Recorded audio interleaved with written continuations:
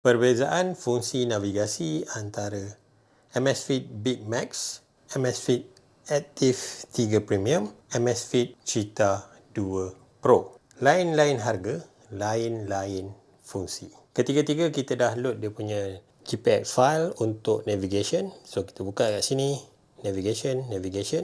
Kalau nampak dekat sini, yang ni ada route preview, section, navigation, discard navigation.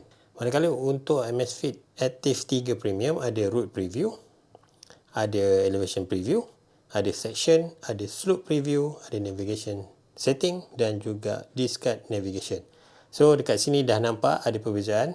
Yang ni ada elevation preview, yang ni tak ada. Tapi kedua-dua ni ada section, yang ni ada slope preview, yang ni tiada. Sama juga dengan Amazfit Cheetah 2 Pro, ada route preview, elevation preview, section, slope preview, navigation setting dan juga discard navigation. Jadi untuk model Big Max ni dia tak ada elevation preview dan juga slope preview.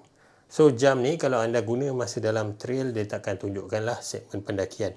Apa itu elevation overview? Elevation preview adalah paparan elevation untuk aktiviti tersebut. Macam contoh yang ni dia hanya warna hijau saja. Yang ni dia ada dua color. Jadi ada warna purple dan juga warna biru.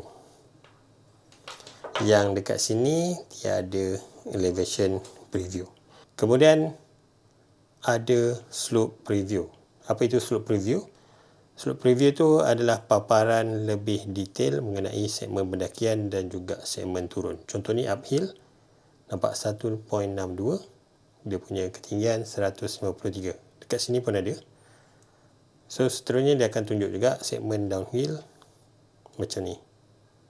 Paling ketara dekat sini, yang ni tiada slope preview, elevation preview. Yang ni ada elevation preview tapi perbezaan dia pada paparan dia. Nampak yang ni warna hijau saja, yang ni ada segmen. Sekiranya anda nak gunakan untuk trail running, optimum saya rasa Amazfit Cheetah 2 Pro.